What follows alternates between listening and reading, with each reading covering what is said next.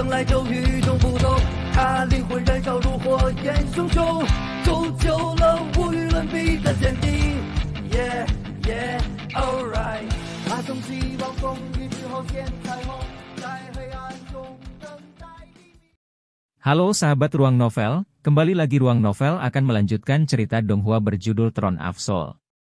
Sebelum kita lanjut, jangan lupa siapkan kopi dan cemilannya agar lebih nyaman mendengarkan alur cerita novel ini. Chapter 381 Maksud dan Rahasia Pedang 2. Pada saat itu, para petinggi kuil prajurit secara bertahap kembali sadar. Ekspresi semua orang berubah dari mendengar kata-kata yang dikatakan Qiu Yonghao kepada Long Haon, tapi apa yang bisa mereka katakan setelah pemandangan ini? Mereka semua baru saja menyaksikan apa yang Long Haon ingin tunjukkan kepada mereka.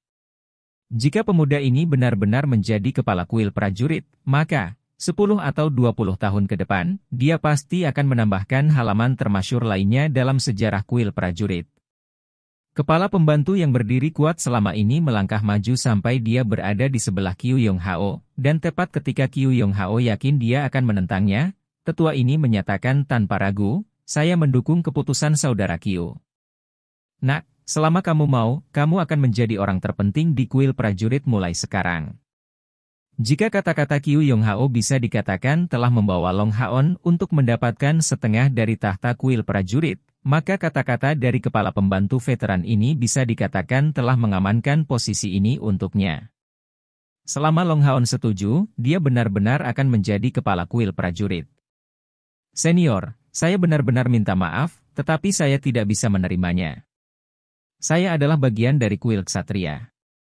Dan selanjutnya, aku sekarang adalah pemburu iblis dan kapten pasukan perburuan iblisku.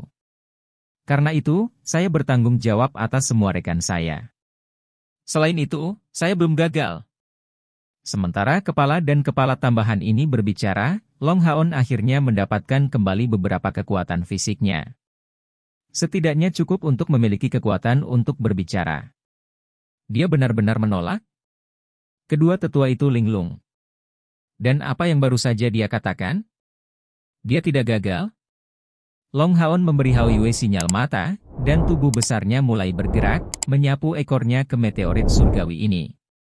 Dengan suara gemuruh, setidaknya sepertiga dari meteorit surgawi jatuh ke tanah. Meteorit itu sangat berat dan menghasilkan ledakan yang sangat keras ketika menghantam tanah. Tapi ini mengejutkan semua orang yang hadir sekali lagi. Semua orang di sini tahu betapa sulitnya meteorit surgawi itu. Apalagi keseluruhannya, bahkan sebagiannya akan sangat sulit untuk dibagi. Jadi sebenarnya, dia tidak gagal, dan berhasil menebang sepotong besar meteorit surgawi. Termasuk pembangkit tenaga listrik dari langkah ke-9, tidak ada yang hadir harus jelas melihat pukulan dari Long Haon. Ketika serangan diluncurkan, segala sesuatu di sekitarnya telah diliputi cahaya. Qiu Yonghao hanya bisa merasakan tenggorokannya menjadi kering. Dan kali ini, dia tidak tahu harus berkata apa. Dia terdiam, dan hal yang sama berlaku untuk semua pembangkit tenaga listrik dari kuil prajurit yang hadir. Tepat pada saat itu, pikiran Qiu Yonghao benar-benar kosong. Dalam waktu singkat ini, Long Haon mendapatkan kembali lebih banyak kekuatan fisiknya dan berhasil berdiri tegak. Dengan dukungan lengan Yating, dia perlahan-lahan maju ke arah meteorit surgawi itu, dan dengan kilatan emas, cahaya surga abadi menyelimuti meteorit surgawi itu, dan sepertiga dari meteorit surgawi itu menghilang, sesuai kesepakatan mereka. Dibuat sebelumnya.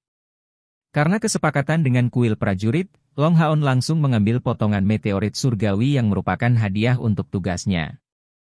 Tetapi apakah kuil prajurit benar-benar menderita kerugian? Jawabannya adalah tidak. Tongkat di tangan Yating diarahkan ke 2/3 sisa meteorit surgawi, dan dengan kilatan emas, benda itu sepertinya mengeluarkan suara mendengung. Segera, niat pedang yang penuh kekuatan muncul dari luka itu. Niat pedang yang parah ini muncul kembali perlahan di pandangan semua orang, dan akhirnya tersebar dalam radius 3 meter di sekitar meteorit surgawi. Perlahan menyebar, itu tidak terlihat keras seperti sebelumnya, tapi niat pedang ini tampak lebih terkonsentrasi. Itu benar, dengan serangan itu, Long Haon meninggalkan keseluruhan niat pedangnya di dalam batu surgawi ini. Jika bukan itu masalahnya, dia tidak akan berada dalam kondisi yang lemah. Tentu saja, niat pedangnya sendiri tidak hilang, dan selama dia diberi waktu untuk beristirahat, itu akan pulih di tubuhnya.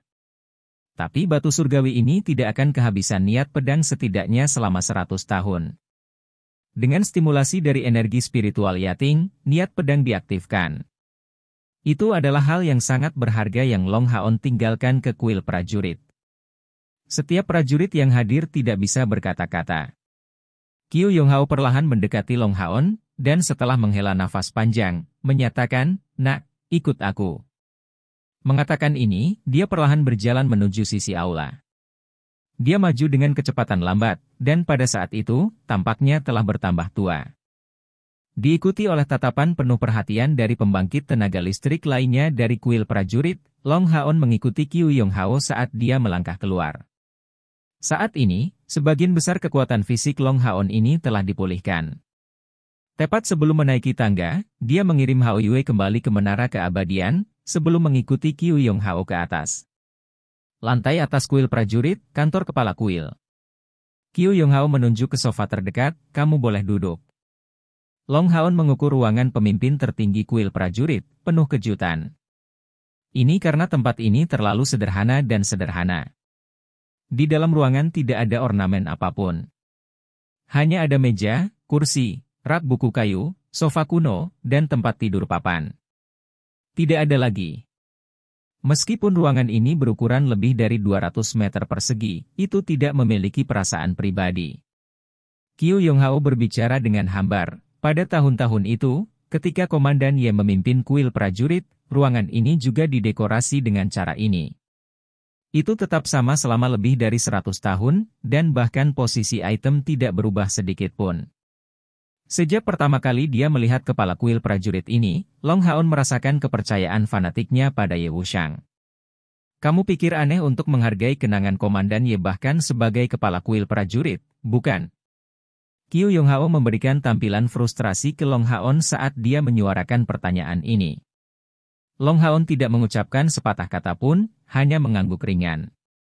"Ini karena saya awalnya adalah bendahara Komandan Ye. Atau mungkin saya harus mengatakan pelayannya, mitra yang tumbuh bersama Komandan Ye."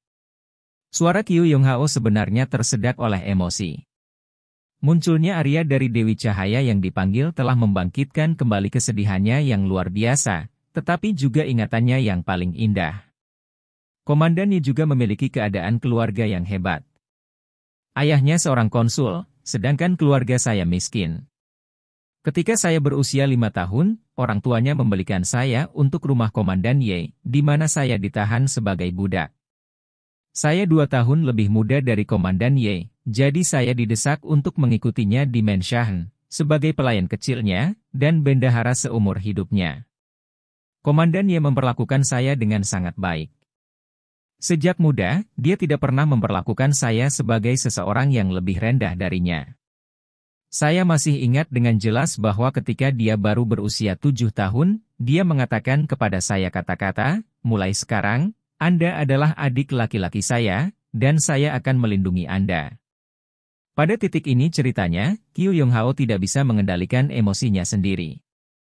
Air mata jatuh, dan lelaki tua ini, yang sudah berusia lebih dari 100 tahun, menangis dengan sedih tentang ingatannya dari waktu lebih dari 100 tahun yang lalu. Sementara Long Haon bisa mengatakan sebelumnya bahwa dia masih merasa agak kesal terhadap kuil prajurit, setelah mendengar proposal Qiu Yonghao untuk menggantikannya sebagai kepala kuil dan mengalami cobaan mereka, kebencian ini mulai berubah menjadi simpati. Ketika Komandan Ye sedang berlatih seni pedang, dia mengizinkan saya menemaninya selama pelatihannya. Kemudian, ketika bergabung dengan kuil prajurit, dia membiarkan saya mengikutinya juga. Bahkan sebelum pertarungannya yang menentukan melawan Kaisar Dewa Iblis, dia masih tidak lupa memperingatkanku untuk berkultivasi dengan baik. Saat itu, saya masih berada di tahap ke-7 kultivasi. Tanpa dukungan Komandan Ye, saya tidak akan berada di sini hari ini, dan hanya akan hidup sebagai pelayan, menjalani kehidupan yang biasa-biasa saja. Saya benar-benar tidak menyangka bahwa saya akan melihat kecemerlangan Komandan Ye muncul kembali di depan mata saya lagi. Saya tahu bahwa saya tidak mungkin membuat Anda mengembalikan pedang suci ke kuil prajurit. Anda sepenuhnya benar, hanya di tangan Anda pedang surgawi ini dapat memperoleh kembali posisinya di tahun-tahun itu ketika masih dimiliki oleh Komandan Ye. Namun, saya berharap Anda tidak bertindak terburu-buru seperti yang dilakukan Komandan Ye pada masa itu. Sebelum sayap Anda mekar sepenuhnya, Anda harus menempatkan keselamatan Anda sebagai prioritas utama. Alasannya adalah bahwa Anda sudah bukan hanya milik Anda sendiri, tetapi juga aliansi, sebagai harapan seluruh umat manusia. Ya. Long Haon berdiri, memberikan persetujuannya dengan hormat. Qiu Yonghao menghela nafas, aku benar-benar iri dengan kuil ksatria. Undangan saya akan berlaku selamanya. Pintu kuil prajurit akan terbuka untukmu kapan saja. Setelah mencapai titik ini, matanya tiba-tiba menyala. Tiba-tiba berpikir, Haon, bagaimana dengan tetap berada di kuil ksatria sambil memegang jabatan kepala kuil prajurit? Bagaimana menurutmu ide itu terdengar? Apa? Long Haon memulai, kepala kuil, Anda menilai terlalu tinggi junior ini. Qiu Yonghao melanjutkan dengan tawa lembut, ini bukan tidak mungkin. Bukannya saya menilai Anda terlalu tinggi, tetapi kemampuan yang Anda tunjukkan hari ini hanya menciptakan prasyarat bagi siapapun untuk menghargai Anda.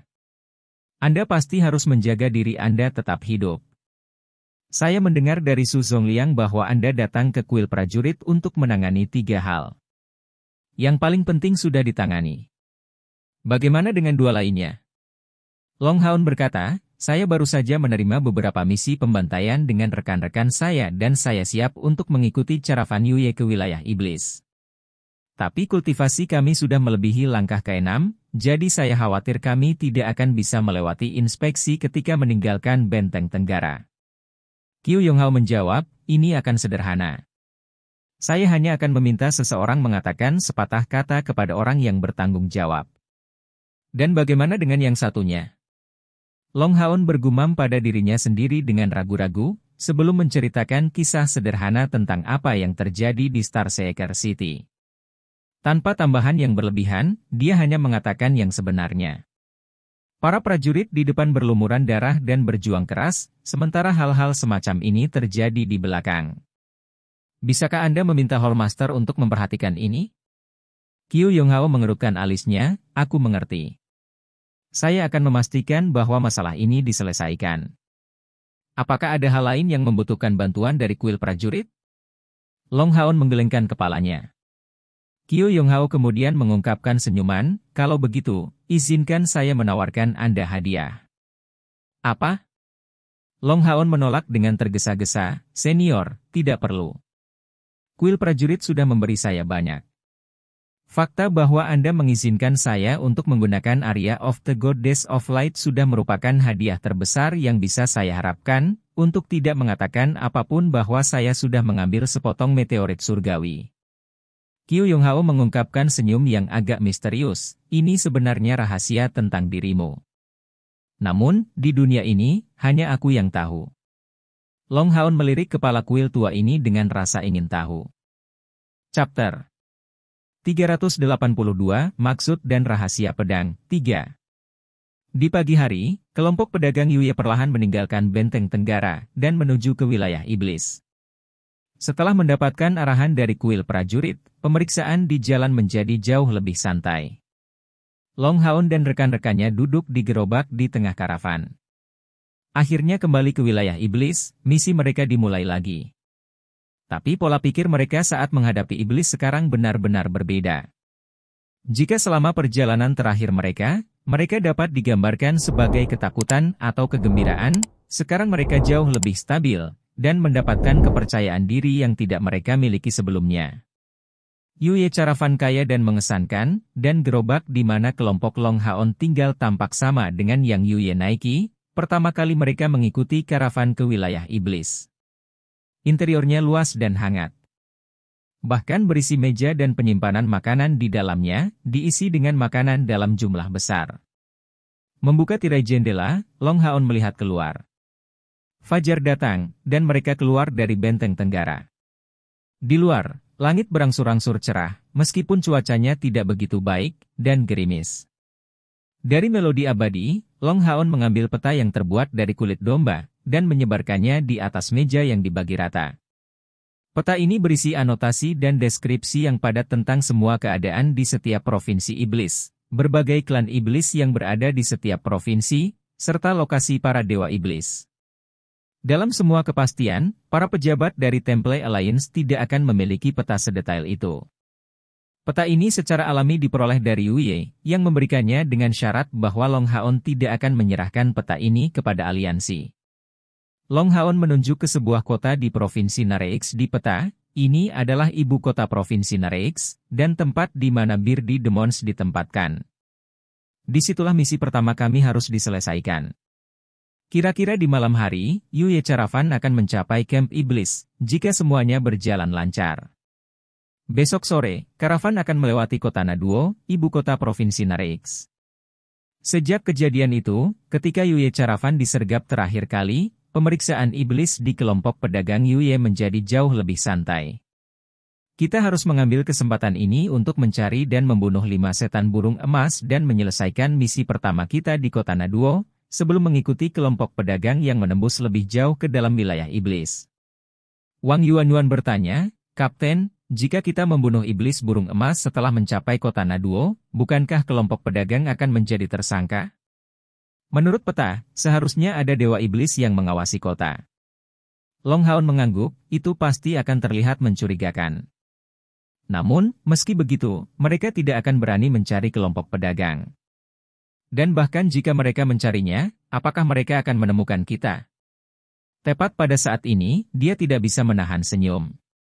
Wang Yuanyuan segera menyadari dan mengangguk sebagai jawaban. Yang lain juga memiliki senyum di wajah mereka. Betul sekali. Menemukan kelompok Long Haon bukanlah tugas yang mudah. Mengapa Long Haon berani menerima 16 misi, bahkan termasuk misi menantang yang menuntut untuk membunuh Dewa Iblis ke-72? Selain kepercayaan pada kekuatan mereka, itu juga karena mereka memiliki metode bertahan hidup yang tidak dimiliki pasukan pemburu iblis lainnya, dan itu adalah menara keabadian. Saat menghadapi musuh yang kuat, mereka dengan mudah dapat menghindari persimpangan jalan mereka. Dengan secercah cahaya, tatapan Long Haon menjadi sedingin es. Oke, sekarang rencana pertama sudah selesai. Saya akan meminta bantuan orang-orang dari kelompok pedagang Yuye untuk berhenti di lokasi tertentu di wilayah setan burung emas. Untuk menyelesaikan pembunuhan secepat mungkin, kita harus bertindak secara terpisah. Chair dan aku masing-masing akan mengeluarkan 1 Golden Bearded Demon. Lin Xin, Anda membentuk tim dengan Han Yu. Anda akan menggunakan kompor spiritual Blue Fire Phoenix untuk membunuh 1 Golden Bearded Demon sementara Han Yu akan memberikan dukungan untuk Anda. Dan Yuanyuan, Sima Xian, kalian berdua akan menangani masing-masing 1 Golden Bearded Demon, dengan Chen Ying-er mendukungmu. Ya. Semua orang menerima dengan riuh, menunjukkan ekspresi gembira. Setelah tinggal di pengasingan selama 1 tahun, mereka merasa bersemangat untuk bertindak, dan menyambut kesempatan untuk membunuh setan. Dan dengan menghadapi begitu banyak setan burung emas dalam pertempuran individu, mereka semua akan dapat menguji kemajuan mereka. Ini adalah pertama kalinya mereka tidak ragu menghadapi makhluk kuat semacam ini, yang membuktikan kepercayaan diri mereka. Proses memasuki wilayah iblis berjalan tanpa hambatan. Persis seperti yang Long Haon katakan, kelompok pedagang Yuye diperlakukan jauh lebih baik daripada di aliansi kuil setelah mencapai wilayah iblis. Banyak iblis sudah tahu tentang hubungan Yuye dengan putra mahkota naga iblis, satu-satunya penerus kaisar dewa iblis, jadi siapa yang berani memeriksa karavan mereka? Ini untuk mengatakan apa-apa tentang pelajaran 3 dewa iblis yang telah mengumpulkan tentara melawan Yuye Merchant Group telah diajarkan. Akibatnya, sekarang kemanapun kelompok pedagang itu pergi, mereka tidak terhalang. Ini juga alasan mengapa Long Haon menganggap kelompok pedagang Yuye begitu tinggi. Dengan penutup pelindung ini, mereka akan terhindar dari banyak masalah. Lebih penting lagi, kelompok pedagang Yuye akan memberi mereka banyak informasi. Pada pandangan pertama, banyak dari 16 misi tampak sangat menantang, tetapi dengan bantuan kelompok pedagang Yuye, masalah mereka setidaknya berkurang sepertiga, yang pada saat yang sama mengurangi tingkat bahaya. Setelah melewati pos pemeriksaan iblis dengan lancar, pada pagi hari berikutnya, kelompok pedagang sudah jauh di Provinsi Nareix, dan persis seperti yang diperkirakan Long Haon, mereka mencapai ibu kota Provinsi Nareix, Kota Naduo pada tengah hari. Kelompok pedagang untuk sementara beristirahat di sini selama 1 jam, sebelum melanjutkan perjalanan mereka. Untuk sekelompok pedagang lepas seperti Yuye Merchant Group, proses perdagangan tidak akan membuat mereka berhenti di penginapan, karena akan menambah banyak biaya sekaligus mengurangi efisiensi mereka. Dengan demikian, mereka membawa tenda di gerbong mereka, sehingga mereka bisa beristirahat dimanapun mereka berhenti. Jadi, setelah memasuki kota Naduo, kebutuhan mendesak adalah mengisi kembali persediaan air dan makanan mereka, sambil menyediakan barang-barang untuk diperdagangkan kepada kota Naduo. Proses ini hanya memakan waktu 1 jam. Kota Naduo sendiri dipenuhi dengan beberapa orang dari kelompok pedagang Yuye, yang membuat persiapan mereka dan menunggu mereka sejak lama, untuk mengoptimalkan efisiensi mereka. Dengan sangat cepat, kelompok pedagang Yuye memulai aksi mereka di kota Naduo, kira-kira memakan waktu setengah jam. Sementara kelompok pedagang menangani masalah mereka diam-diam menyerahkan bola kertas ke kelompok Long Haon yang berada di kereta mereka. Long Haon membuka bola kertas, menemukan peta sederhana kota Naduo, dengan 5 titik merah ditandai di atasnya. Long Haon membuka peta dan meminta seluruh kelompok menghafalnya. Dan semua orang diam-diam turun, menuju ke arah yang berbeda. Meneer adalah orang yang bertanggung jawab atas kelompok pedagang Yuye dalam perjalanan ini, dan salah satu orang kepercayaan Yuye. Sebelum datang ke sini, Long Haon memintanya untuk menyelidiki keberadaan Golden Beardy Demons yang dia atur untuk dipersiapkan sebelumnya. Dengan demikian, mereka segera mendapatkan posisi spesifik dari 5 iblis burung emas tepat setelah memasuki wilayah iblis. Meneer yang dipilih Yuye ini awalnya adalah mata-mata manusia yang ditempatkan di kelompok pedagang Yuye, jadi, mereka tidak takut menghadapi masalah. Tentu saja, dia hanya tahu samar-samar tentang identitas kelompok Long Haon sebagai pemburu iblis, tapi dia tidak tahu dengan jelas pasukan perburuan iblis mana mereka. 7 Long Haon yang berpakaian hampir identik, masing-masing dari mereka mengenakan jubah menutupi seluruh tubuh mereka dan topi, menyembunyikan penampilan mereka. Penyamaran ini tidak jarang terlihat di wilayah iblis. Sebaliknya, mereka cukup umum, karena lingkungan iblis akan lebih sering terkena badai pasir daripada aliansi kuil. Iblis kelas tinggi sering memilih untuk mengenakan jubah panjang itu. Sementara itu, semua orang dalam kelompok Long Haon menggunakan tiruan mata setan bulan untuk mengubah mata mereka sendiri menjadi ungu. Sambil mempersiapkan tindakan mereka, persiapan Long Haon sangat cerdik. Cair dan dia akan menutupi arah yang berlawanan, sementara 3 target lainnya berada di tengah. Dengan cara ini, jika terjadi masalah, mereka akan segera dapat menyelamatkan rekan-rekan mereka. Dengan adanya Soul Linking Chains, jika seseorang akan mempertahankan serangan yang kuat, mereka secara alami akan merasakannya. Long Haon maju dengan kecepatan tinggi. Ini adalah operasi pertama yang tersebar dari kelompok mereka, jadi dia diam-diam masih khawatir. Menyelesaikan tugas mereka sendiri sebelum memberikan dukungan kepada yang lain adalah hal yang harus dilakukan untuk Cair dan dia. Mengikuti peta, Long Haon menuju ke timur.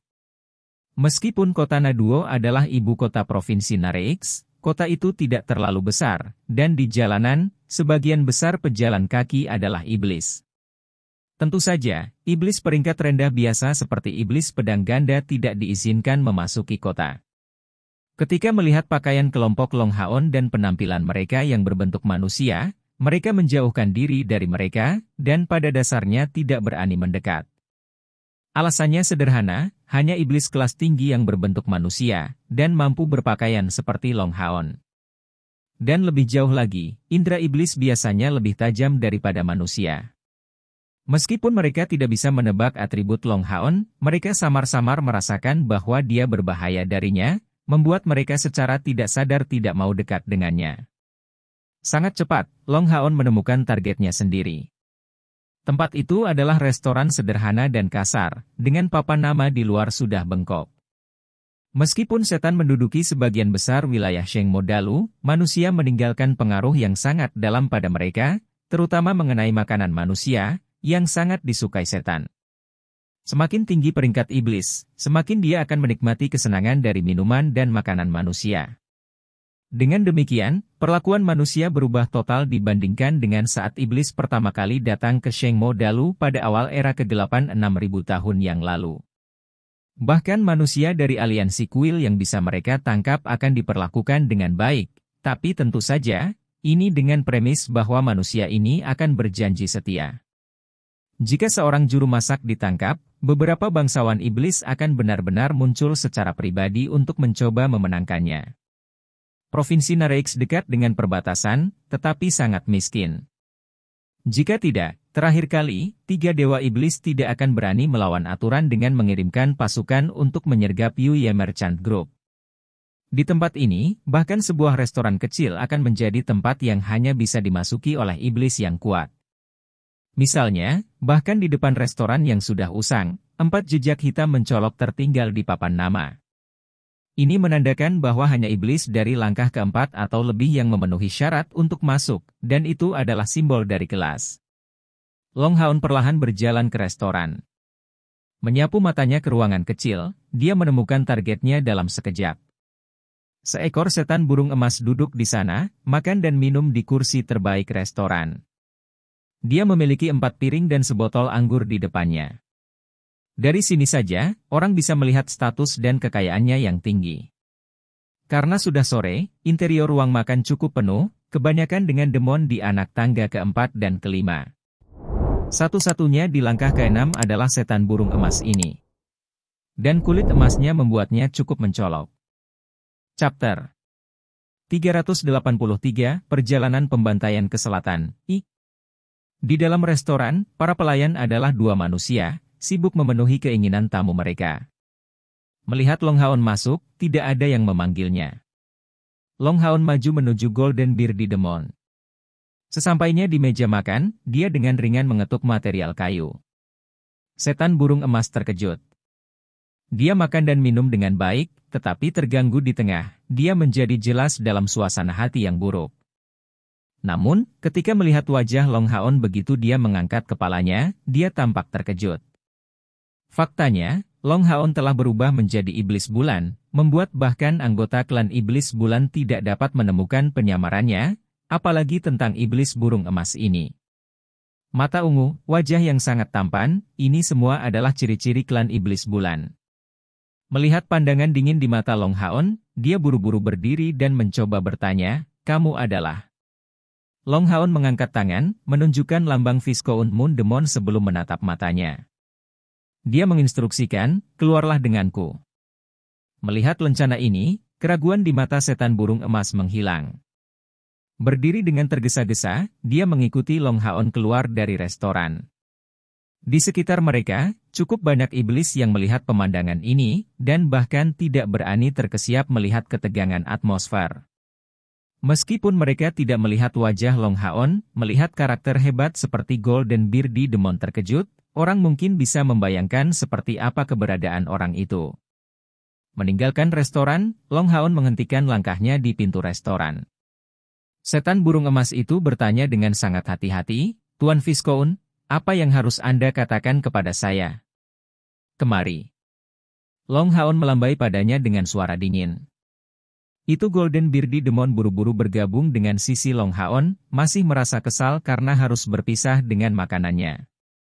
Dia berdoa agar pembicaraan Long Haon menjadi sederhana sehingga dia bisa kembali untuk menyelesaikan makannya segera, jika tidak, tamu lain pasti akan memanfaatkan ketidakhadirannya.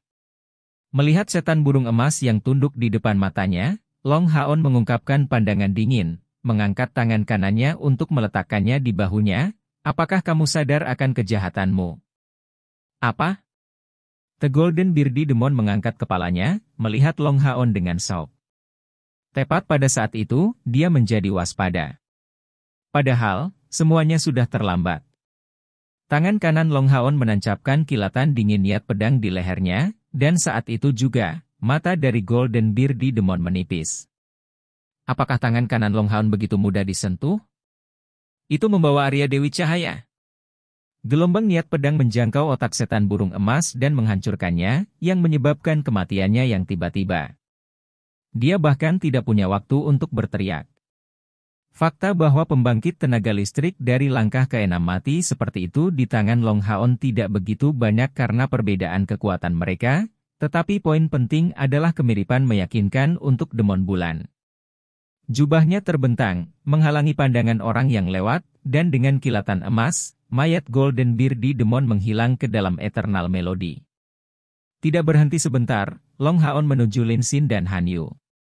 Pertarungan Long Haon tidak menarik perhatian karena pertempuran sudah berakhir segera setelah dimulai, tetapi hal-hal tidak damai untuk rekan-rekannya. Siang adalah waktu yang sangat baik untuk aksi Long Haon, karena ini adalah waktu di mana setan sedang makan. Mereka tidak sama dengan manusia, dan hanya akan makan 2 kali sehari, terutama iblis peringkat tinggi. Dengan demikian, semua anggota pasukan perburuan iblis ke-64 membidik secara mendasar untuk waktu makan mereka. Meskipun penampilan Lin Xin lebih rendah dari Long Haon, dia masih tidak punya masalah untuk menyamarkan dirinya sebagai iblis bulan biasa, dan pada kondisi yang bahkan lebih rentan daripada Long Haon. Karena dia merasa benar ketika iblis burung emas akan memilikinya. Makan di pinggir jalan.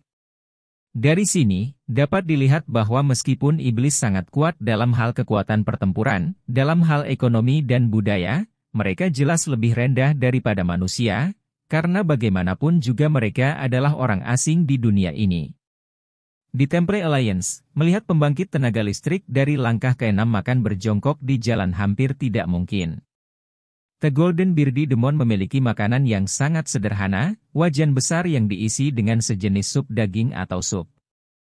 Daging giling dimasukkan ke dalam dan dimasak hingga matang sebelum dimakan. Yang ini ditemani oleh 4 Great Beardy Demons lainnya, makan bersamanya. Lin Xin dan Han Yu bertukar pandang, dan Han Yu mengangguk padanya.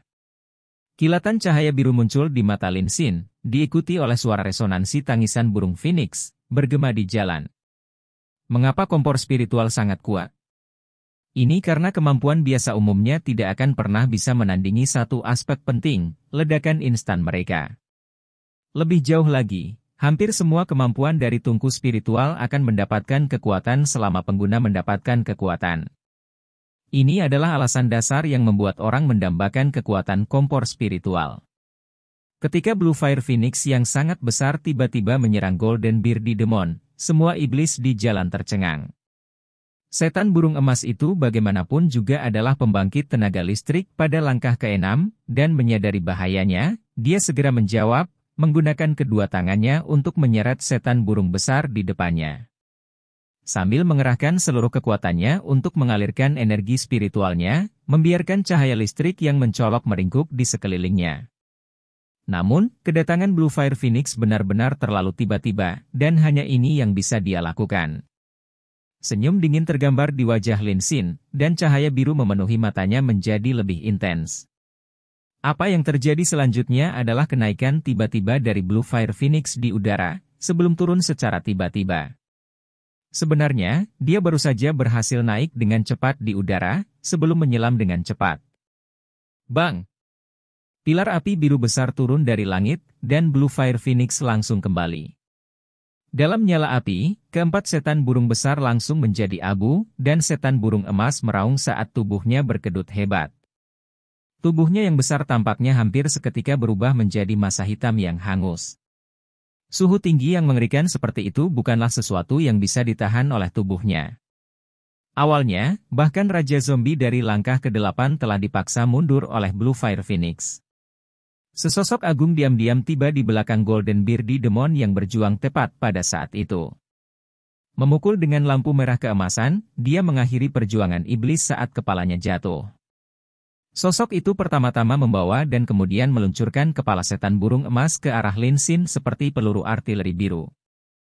Api biru melompat, langsung menelan kepala setan burung emas itu, sebelum padam, saat kepala itu diserap ke dalam alat penyimpan sihir.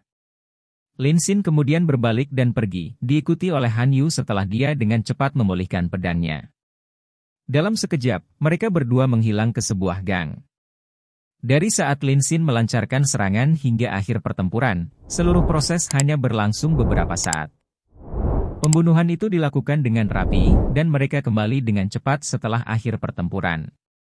Tepat pada saat itu, wajah Lin Xin sangat pucat, dan tinjunya mengepal erat. Seluruh tubuhnya benar-benar bergetar sedikit. Namun, dia mengatupkan giginya dan bertahan dengan pahit. Di bawah perlindungan Han Yu, dia kembali ke karavan. Setelah pelatihan konstan yang dia lalui di masa pengasingan, kemampuannya untuk menahan serangan balik dari kompor spiritual sebenarnya meningkat banyak. Serangan balik dari kompor spiritual Blue Fire Phoenix berbeda dari kompor spiritual Samsara, yang hampir mustahil untuk dilawan. Tetapi sebaliknya, menahan serangan balik dari kompor spiritual Blue Fire Phoenix adalah jenis pelatihan untuk Lin Xin, dan setelah mencoba terus-menerus, dan belajar melalui pengalaman, kemampuannya untuk menanggung efek dari kompor spiritual meningkat seiring waktu. Hanya dengan cara ini tungku spiritual akan lebih dekat dengan evolusinya di masa depan. Tepat ketika Lin Xin menyelesaikan pertempurannya, pihak Sima Xian juga menyelesaikan bagian mereka. Musuh yang dihadapi Sima Xian agak lebih banyak daripada Lin Xin dan Han Yu. Mereka adalah 6 Great Bearded Demons dan 1 Golden Bearded Demon yang makan bersama di sebuah restoran. Sima Xian tidak akan menyergap musuh seperti Long Haon. Setelah memastikan keberadaan target di restoran, dia masuk dan mengeluarkan bola cahaya energiknya yang telah berevolusi. Di dalam ruangan, bola cahaya energik berwarna emas gelap memancarkan aura tekanan yang mengerikan. Rantai besi tebalnya juga bertambah besar, dari 10 meter menjadi 16,5. Bola logam besar itu mengeluarkan suara melengking yang mengerikan, menghantam Golden Bearded Demon. Setan burung emas ini merasa ada yang tidak beres saat Sima Xian masuk, niat membunuhnya terlalu kuat. Jadi, ketika Sima Xian meluncurkan serangannya, dia melompat dan berusaha menghindari serangan dari bola cahaya energi. Sementara itu, tombak petir emas muncul di tangannya, dan 6 Great Bearded Demons melemparkan diri ke arahnya dengan kecepatan tinggi, menyerang Sima Xian dari arah yang berbeda. Tangan kanan Sima Xian memegang rantai logam itu dan menggoyangkannya dalam sekejap, benar-benar mengaduknya seperti ini dan membuatnya mengikuti Golden Bearded Demon. Bagaimanapun, ini adalah sebuah restoran. Meskipun tidak memberi Golden Bearded Demon banyak ruang untuk terbang. Yang bisa dia lakukan hanyalah mencondongkan tubuhnya sambil membiarkan tombaknya meledak seperti kilat emas yang diluncurkan ke bola cahaya energi. Namun, ketika petir bawaan yang dilepaskan oleh Golden Bearded Demon bersentuhan dengan Energetic Ball of Light, itu menghilang dalam sekejap, seolah-olah tersedot. Selanjutnya, Golden Bearded Demon merasakan kekuatan besar turun padanya, dan, dibiarkan tanpa pilihan, hanya bisa menggunakan tombak di tangannya untuk membela diri. Tapi tepat pada saat ini, 6 Great Bearded Demons itu meluncurkan diri mereka ke Sima Xian, mengarahkan tombak mereka ke arahnya. Pergi ke neraka! Sima Xian meraung keras, dan pilar cahaya putih besar tiba-tiba meledak melawan lawan-lawannya, menyelimuti 6 senjata Great Bearded Demons dalam jangkauannya. Adegan mengerikan muncul. 6 setan burung besar segera dibakar dengan api putih, berteriak saat mereka jatuh ke tanah. Tombak mereka memang mengenai tubuh Sima Xian, namun hanya berhasil menembus jubahnya. Ini adalah Roh Kudus, sebuah teknik armor ofensif yang digunakan oleh para priest dari langkah ke-6. Mengkonsumsi sejumlah besar energi spiritual, itu akan datang dengan efek pemurnian ekstra kuat. Mencari pembersihan yang efisien, Sima Xian segera meluncurkan kemampuan yang kuat ini. Pada saat yang sama dia membunuh 6 Great Bearded Demons, Golden Bearded Demon sudah terkena dengan Energetic Ball of Light. Bang! Tanpa ketegangan, tombaknya pecah berkeping-keping, dan yang lebih menakutkan, Golden Bearded Demon terbang bersama lintasan bola cahaya energik, secara langsung menyebabkan ledakan atap. Setan burung emas tiba-tiba tidak terlempar oleh serangan itu, tetapi menempel pada bola cahaya energi. Dapat dilihat dengan jelas bahwa beberapa zat ungu terjerat dengan bola cahaya energi. Segera, dengan suara 3 kali bang-bang yang keras, 3 bola cahaya ungu meledak berturut-turut melawan setan burung emas. Dan kemudian, tidak ada yang tersisa darinya. Sebuah kristal ajaib berwarna emas yang dikelilingi oleh listrik menempel di dekat bola cahaya energi, dan dengan menarik rantainya, si Masian mengambilnya. Bola cahaya energi kembali ke tangannya saat dia berbalik dan pergi, sementara tidak ada abu yang tersisa dari setan burung emas itu. Chapter 384 Perjalanan Pembantaian ke Selatan, 2. Ini adalah hasil dari kekuatan gabungan yang mengerikan dari bola cahaya raksasa dan cahaya ungu surgawi. 3 kekuatan yang berfokus pada kemampuan Brute Crush, Smash, dan Absorption meletus. Dalam hal kekuatan mentah, di pasukan perburuan iblis kelas komandan ke-64, selama Long Haon tidak menggunakan kekuatan penyimpanan dan cair tidak akan menggunakan kompor spiritual samsara, tidak ada yang bisa melampaui si Masian. Bahkan kompor spiritual Blue Phoenix Linsin masih di bawah bola cahaya energik mengenai kekuatan instan. Selama operasi ini, orang yang memakan waktu paling lama adalah Wang Yuanyuan. Wang Yuanyuan dan si Masian memiliki gaya bertarung yang mirip. Setelah dia menemukan targetnya, dia menyerang dengan Divine Soul Shield. Namun, setan burung emas yang dia hadapi berbeda dari yang lain, sayap di punggungnya memancarkan kilau emas gelap. Setelah melihat Golden Beardy Demon ini, Wang Yuanyuan mengingat posisinya, berbalik dan menyembunyikan dirinya. Melengkapi perisai jiwa surgawi, sebelum mengaktifkan kompor spiritual gerbang tata ruang. Dengan kilatan cahaya perak, dia muncul tepat di belakang Golden Beardy Demon itu, dan dengan kasar menyapu Divine Soul Shield secara horizontal, yang disematkan dengan 4 kristal spasial. Menurut pendapat Wang Yuanyuan, serangan mendadak ini seharusnya memotong Golden Beardy Demon ini menjadi 2. Namun, respon dari Golden Beardy Demon spesial ini sebenarnya sangat cepat.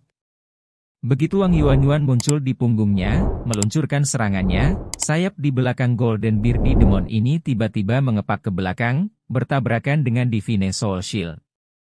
Tidak mencoba memaksakan jalannya, dia memanfaatkan kekuatan ofensif yang kuat dari Divine Soul Shield untuk melompat mundur. K.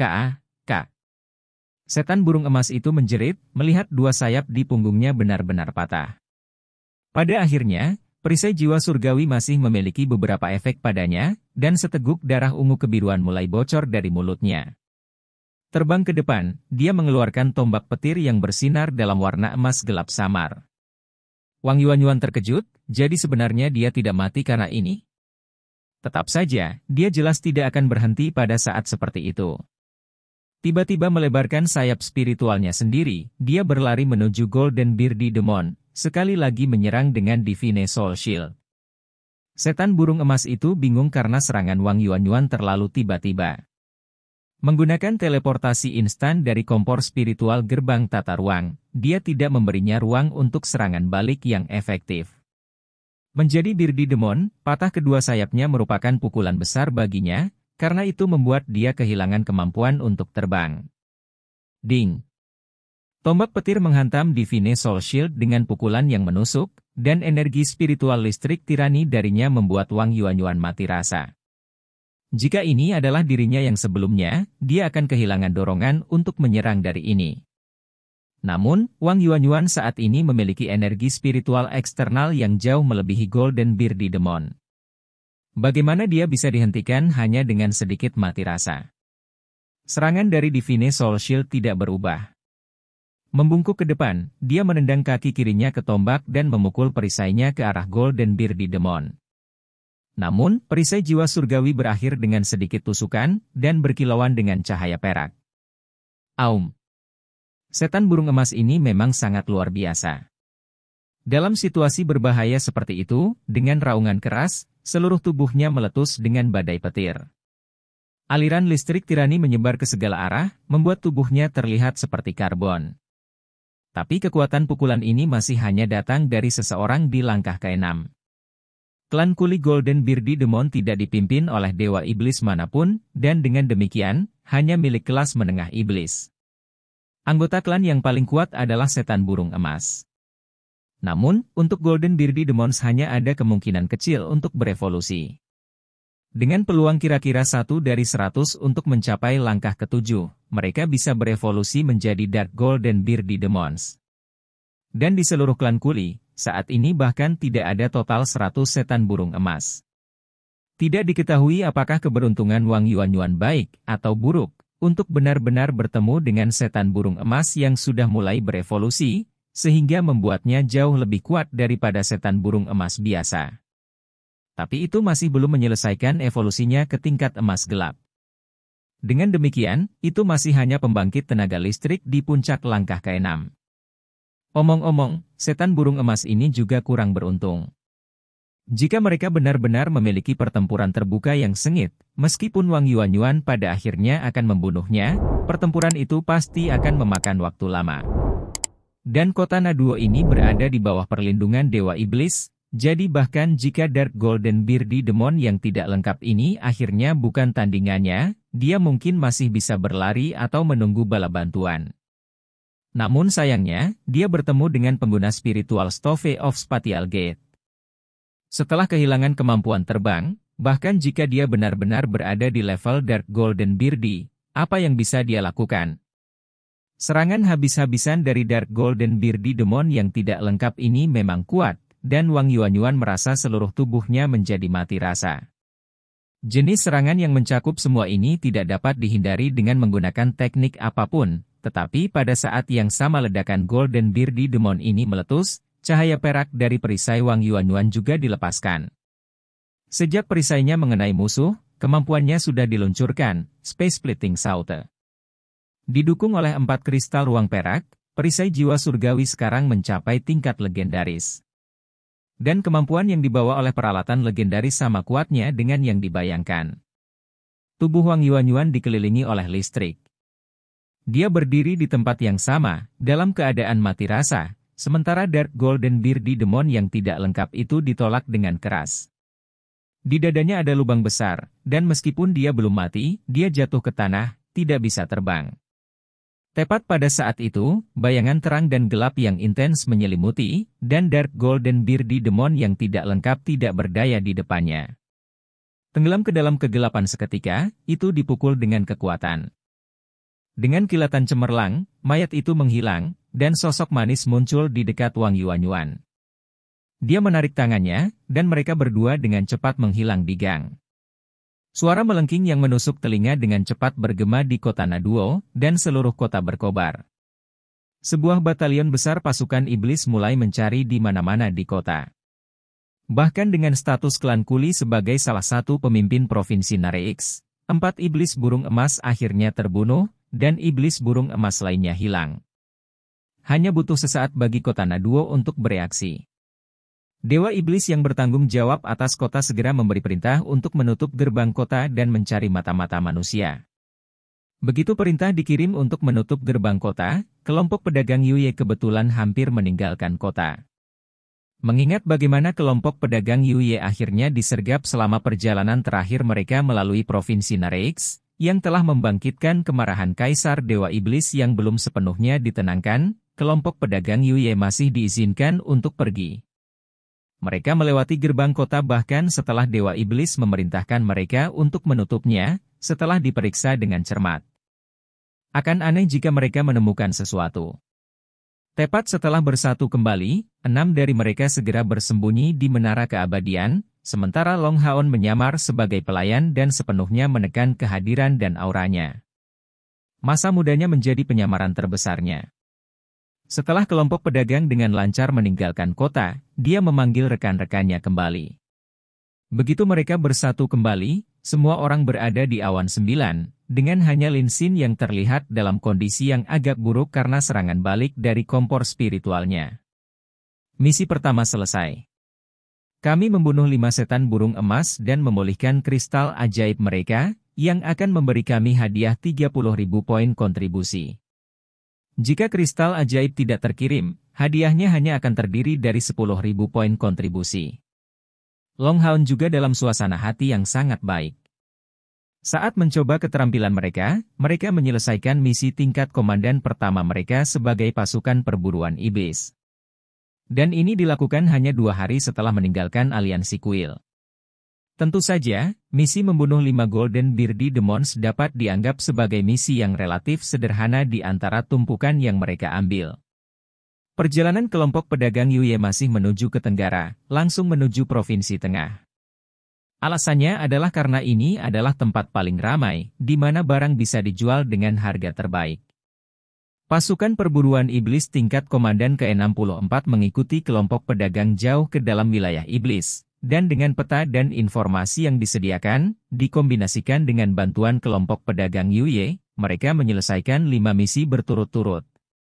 Tentu saja, mereka tidak akan bertindak setiap kali kelompok pedagang Yuye akan berhenti, karena perilaku ini akan dengan mudah mengubah kelompok pedagang Yuye menjadi tersangka.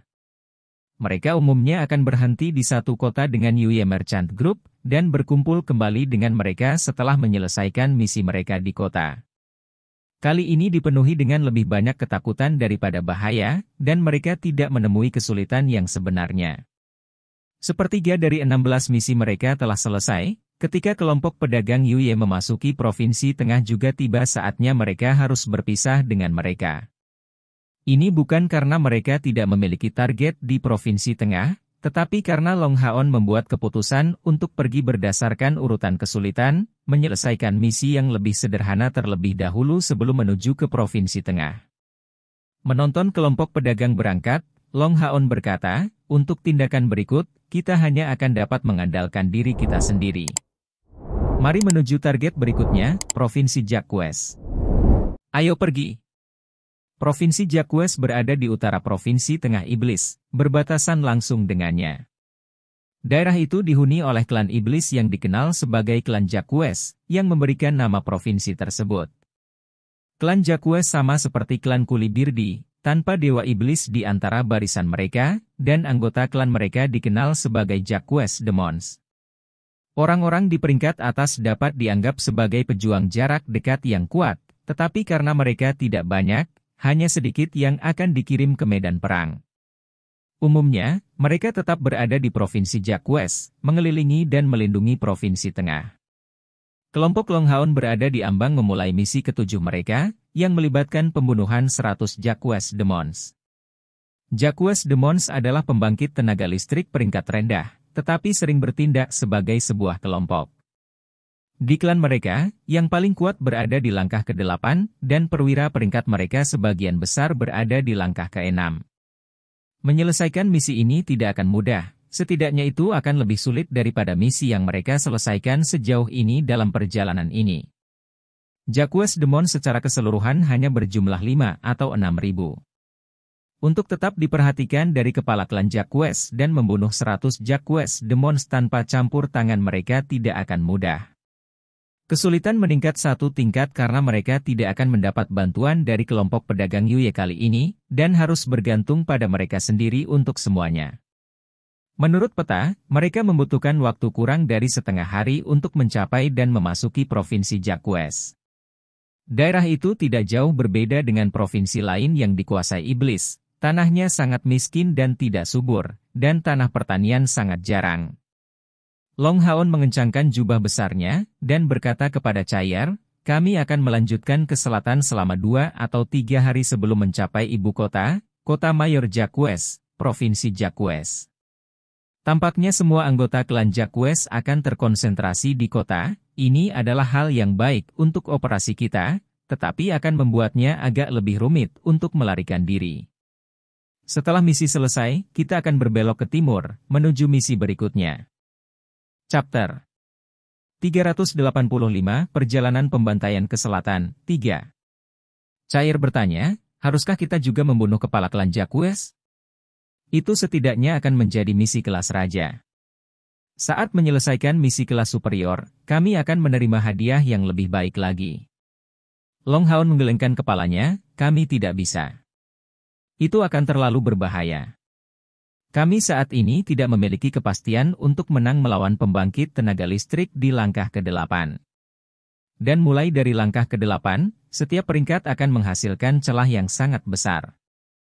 Sebuah pembangkit tenaga listrik yang berdiri di puncak langkah ke-8 setidaknya akan mencapai 100.000 unit energi spiritual, dan jauh dari apa yang bisa kita ambil. Kita harus menempuh jalan yang dapat diandalkan dan menyelesaikan misi secepat mungkin sebelum mundur dari Provinsi Jacques. yang lain tidak memiliki keluhan tentang Long Haon pergi ke jalan yang aman.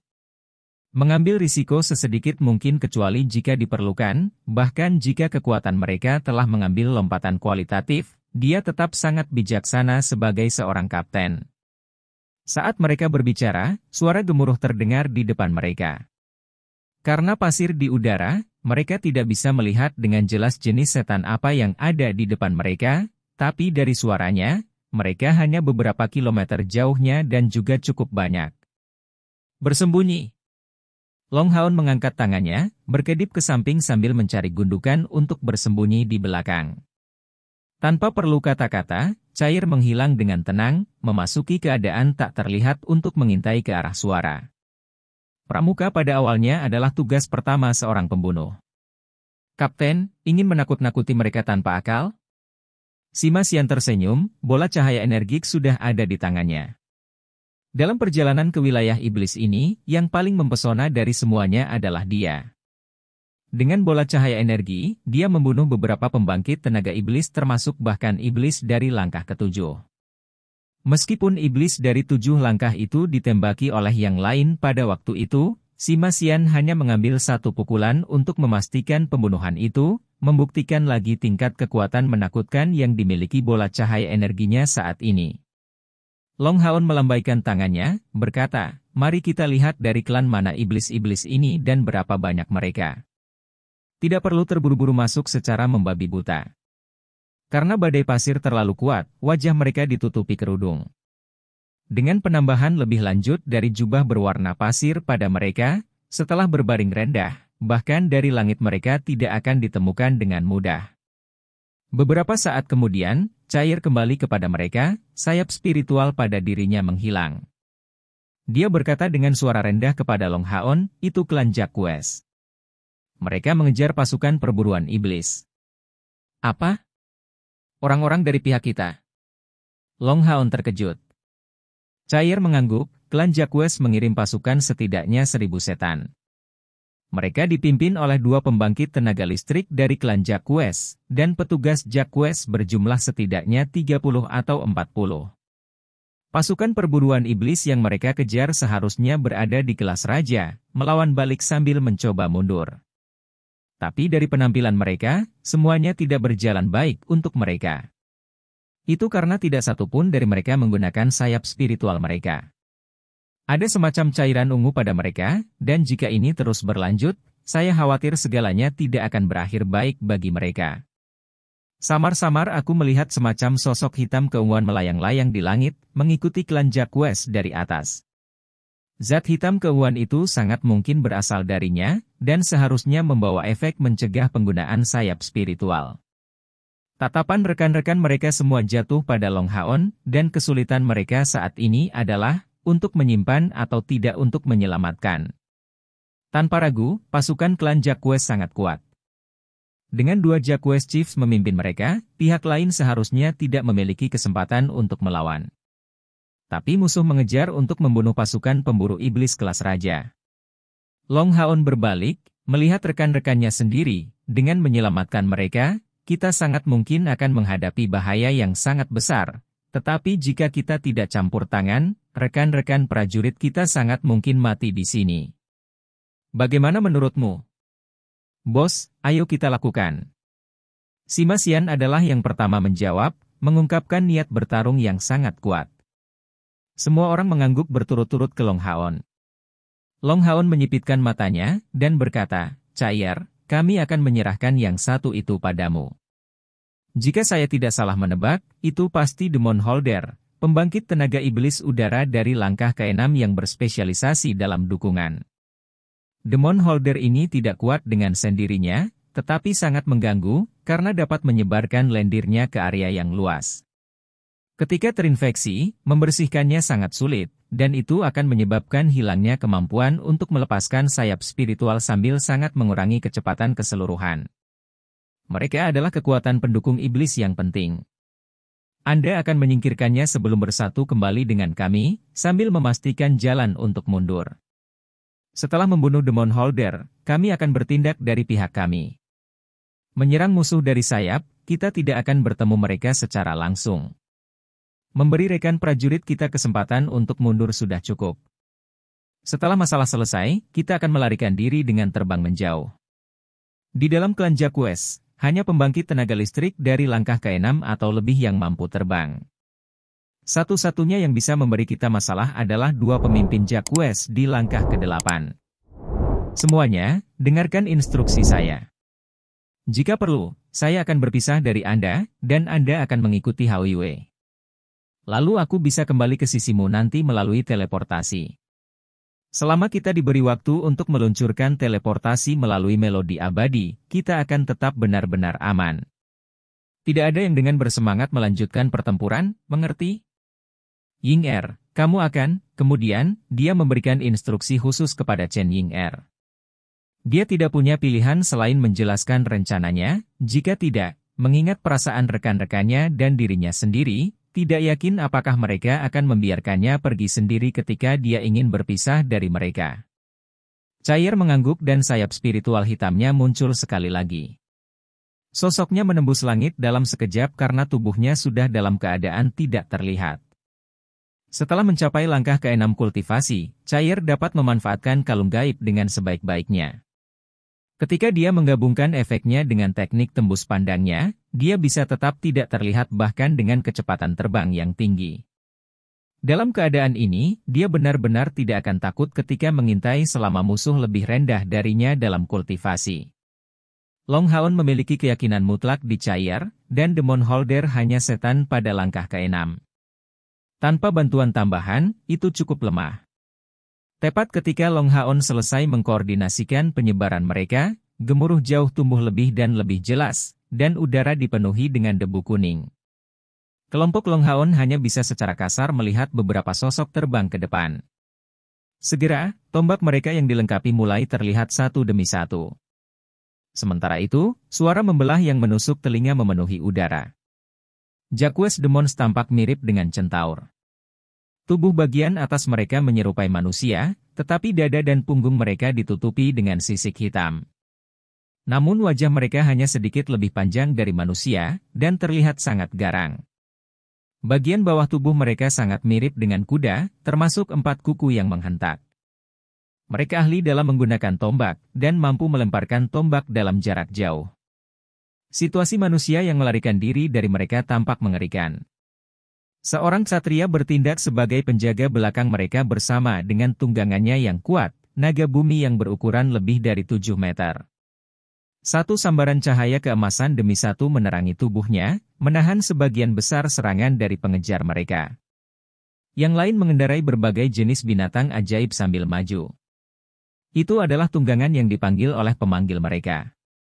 Dan seperti ini, mereka mati-matian terus melarikan diri.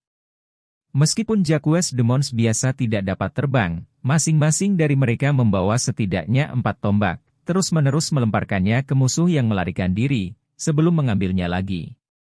Setan dengan sayap di punggung mereka adalah Jacques of Features. Yang di atas mereka adalah 2 Jacques Demon yang sangat tinggi mencapai ketinggian lebih dari 3 meter, dan meskipun mereka hanya memiliki 1 tombak di tangan, tombak itu sangat besar dan akan menciptakan suara gemuruh di setiap pukulan. Naga bumi dari ksatria manusia itu sudah terluka parah, tapi dia tetap sangat gagah berani. Dengan penyembuhan dari pendeta, dukungan dari penyihir dan gangguan musuh dari sayap, dia berhasil secara paksa memblokir serangan yang dipimpin oleh 2 kepala Jacques itu pada langkah ke-8. Jika dilihat lebih dekat, orang dapat mengatakan bahwa ksatria itu mengenakan baju besi mitos yang luar biasa, dan setiap kali serangan musuh mendarat, dia tidak terluka. Itu adalah Mithril Foundation Armor, membuatnya menjadi Mithril Foundation Armored Knight. Pasukan perburuan iblis adalah elit terbesar di antara manusia, dan pasukan perburuan iblis kelas raja adalah yang terbaik. Langkah dari tingkat komandan ke tingkat raja mewakili lompatan mendasar. Selain kebutuhan untuk mengumpulkan 1 juta poin kontribusi untuk naik ke tingkat ini sangat sulit. Meskipun ksatria lapis baja Yayasan Mithril ini belum memiliki kekuatan langkah ke-8, dia masih mencapai setidaknya puncak dari langkah ke-7. Menggunakan kombinasi pedang berat dan perisai berat di tangannya, kekuatannya cukup besar. Garis depan dari Jacques Demons masih mengejar skuad perburuan iblis kelas raja karena mereka hampir mencapai bukit pasir yang menyembunyikan kelompok Long Haon. Long Haon menunjuk ke arah Chen Ying-er. Chen Ying-er menganggukkan kepalanya dan segera duduk bersila di tanah, memulai rapalan mantra. Cahaya putih lembut yang tampak ilusi berputar di sekelilingnya. Itu berputar keluar, dan dalam cahaya lembut itu, Chen Ying-er tampak benar-benar tenggelam dalam pusaran yang fantastis. Alasan mengapa dia tidak mengambil inisiatif untuk menggunakan sihirnya sebelumnya, karena takut kedua Jacques Chief dari langkah ke-8 akan menemukannya, tapi sekarang, tidak ada yang bisa menghentikannya lagi. Sementara itu, dengan kilatan cahaya perak, tubuh besar Hao Yue muncul di sisi mereka, dan Han Yu juga memanggil mata iblisnya sendiri. Long Haon mengangkat kepalanya dan melihat ke langit. Dengan jeritan sedih, sosok gemuk muncul, milik monster besar dengan 6 sayap, mencapai setidaknya ukuran 5 meter. Jika bukan karena 6 sayap ini, mungkin dia tidak akan bisa terbang sama sekali, dan tubuh besar itu akan langsung jatuh ke tanah saat mencoba. S1MCH Pronunciation Dul, pergi. Long Haon memberi teriakan rendah. Babi kecil S1MCH Pronunciation Dul sangat cepat, menelan kristal ajaib sebelum melompat. Mata kecilnya berkilau dan mengunci Demon Holder yang tergeletak mati di tanah. Segera setelah itu, dengan pancaran cahaya hitam ungu yang kuat, S1MCH Pronunciation Dul terbang ke langit, dan dengan cepat mengubah penampilan, mengambil bentuk Demon Holder. Pergi! Long Haon berteriak keras sebelum 4 sayap di punggungnya muncul. Mengepakkannya sekali, dia menyerang ke depan seperti peluru. Sementara itu, yang lain semua berada di punggung lebar Hao Yue, dengan hanya Chen Ying-er yang tertinggal, masih melantunkan mantra. Dia dengan cepat mendekati pasukan Jacques Demons dari sisi kiri mereka. Tanggapan tentara Jacques tidak butuh waktu lama, dan setelah menemukan mereka, beberapa lusin Jacques Demons berbelok untuk menemui musuh baru. Beralih ke sisi lateral mereka melemparkan tombak mereka ke arah Long Haon. Dengan ledakan tiba-tiba cahaya keemasan menyilaukan, Long Haon dipercepat seperti meteor emas, dan sementara itu, hamparan luas cahaya keemasan meledak dari punggungnya, mengarah ke Jacques Demons. Tanpa menggunakan Glorious Holy Shield, Long Haon saat ini membawa Rippling Light di kirinya, dan Area of the Goddess of Light di tangan kanannya, yang menusuk musuh seperti dewa emas kematian. Setiap tombak yang dilempar menjadi debu di depan esensi cahaya yang mendominasi. Sekian cerita novel berjudul Throne of Soul untuk hari ini. Sampai jumpa besok. Untuk membuat Bejo semakin semangat, jangan lupa subscribe, like, dan bagikan video ini. Bye.